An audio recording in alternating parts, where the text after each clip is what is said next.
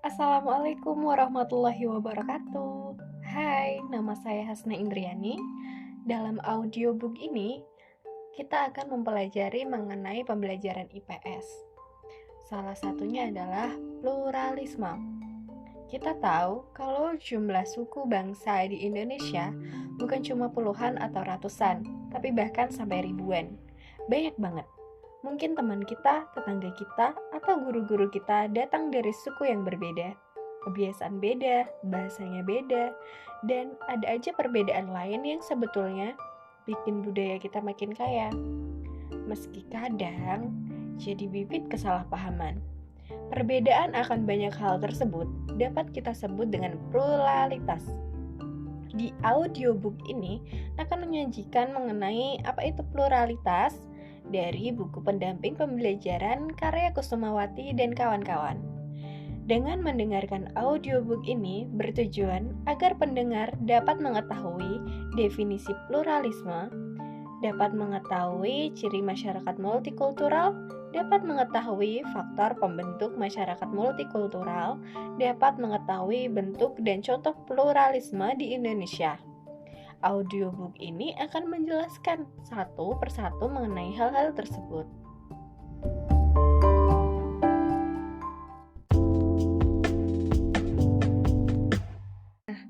Pluralisme adalah pandangan filosofis yang dilakukan oleh seseorang atau kelompok dengan tidak mendiskriminasi sesuatu pada prinsip dan menerima keberagaman yang menyangkut pada berbagai bidang, seperti unsur kebudayaan, agama, dan politik.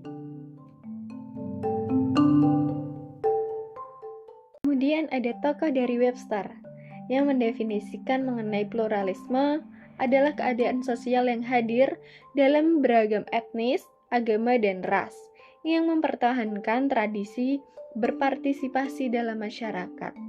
Keadaan seperti ini kemudian menciptakan sebuah pola masyarakat yang hidup saling berdampingan dalam keberagaman yang ada. Selanjutnya kita akan membahas apa itu multikultural.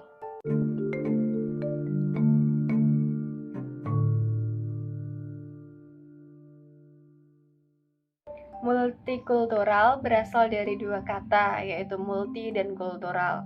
Multi berarti banyak atau beragam, dan kultural berarti budaya atau kebudayaan, yang secara etimologi berarti keberagaman budaya.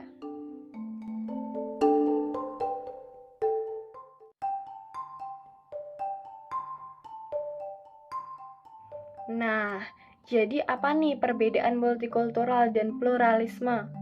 Multikultural adalah kehidupan bersama dari masyarakat yang memiliki kultur beragam, dapat terus dijalani dengan tetap mempertahankan keaslian kebudayaan masing-masing.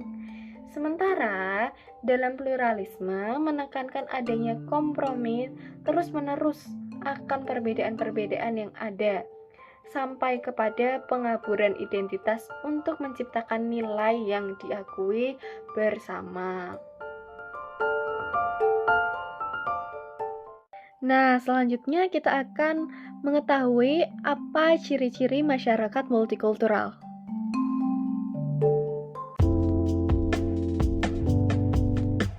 Ciri-ciri masyarakat multikultural dapat kita bagi menjadi 5. Yang pertama adalah keanekaragaman agama dan sistem religi.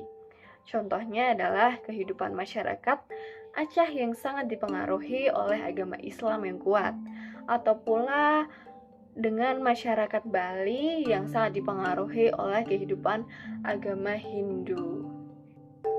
Selanjutnya adalah ciri masyarakat multikultural yang kedua, yaitu adanya keanekaragaman etnis atau suku. Kebudayaan dari setiap etnis tentu saja tercermin dalam bahasa, kebiasaan, adat istiadat, nilai-nilai, norma, dan lainnya yang berlaku dalam masyarakat. Selanjutnya adalah adanya keanekaragaman kebudayaan.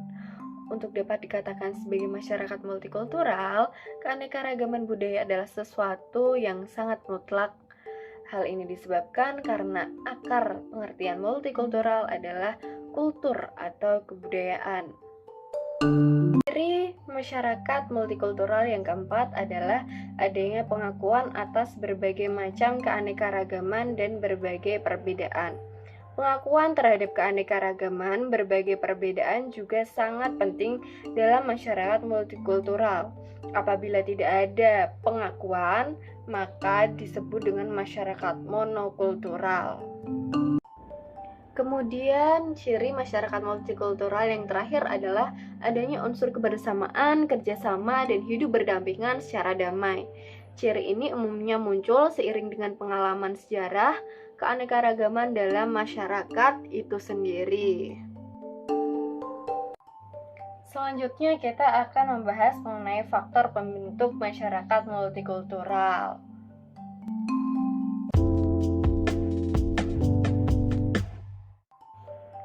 Faktor pertama adalah faktor sejarah.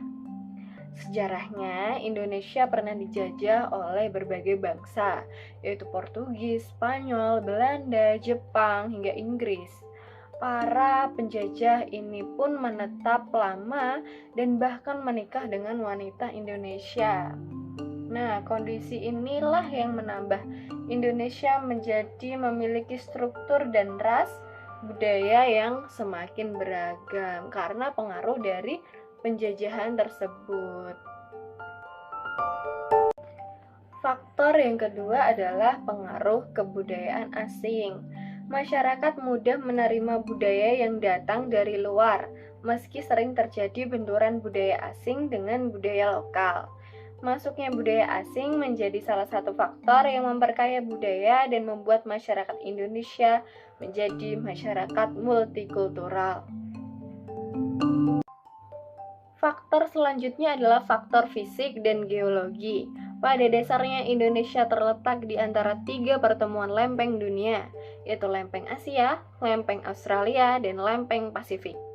Kondisi ini menjadikan Indonesia mempunyai 3 tipe struktur geologi, yaitu tipe Asia, tipe peralihan, dan tipe Australia. Kondisi yang demikian membuat tiap-tiap pulau mempunyai karakteristik fisik sendiri-sendiri. Untuk mempertahankan hidup, masyarakat di masing-masing pulau mempunyai cara yang berbeda sesuai dengan kondisi fisik daerahnya. Kemudian kita memasuki pembahasan yang terakhir mengenai pluralitas masyarakat Indonesia. Indonesia dikenal sebagai masyarakat majemuk dengan beragam suku bangsa, bahasa, adat istiadat, dan agama. Oleh karena itu, agar pluralisme dan multikulturalisme berlangsung dengan baik, maka masyarakat Indonesia harus mengembangkan nilai-nilai multikulturalisme, baik dalam suku, bahasa, dan agama. Apabila hal itu dapat dipraktikkan dalam kehidupan sehari-hari, Indonesia akan menjadi masyarakat madani atau berperadaban. Pluralitas masyarakat di Indonesia yang pertama adalah perbedaan agama. Agama di Indonesia sangat dijunjung tinggi, dibuktikan dengan adanya sila pertama yang berbunyi ketuhanan yang Maha Esa.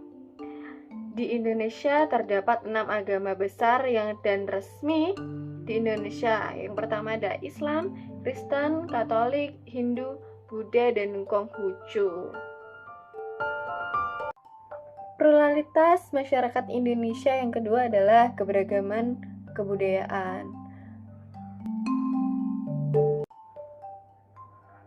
Kebudayaan di Indonesia dapat kita bagi menjadi beberapa jenis, yaitu kebudayaan modern, kebudayaan tradisional, dan kebudayaan campuran.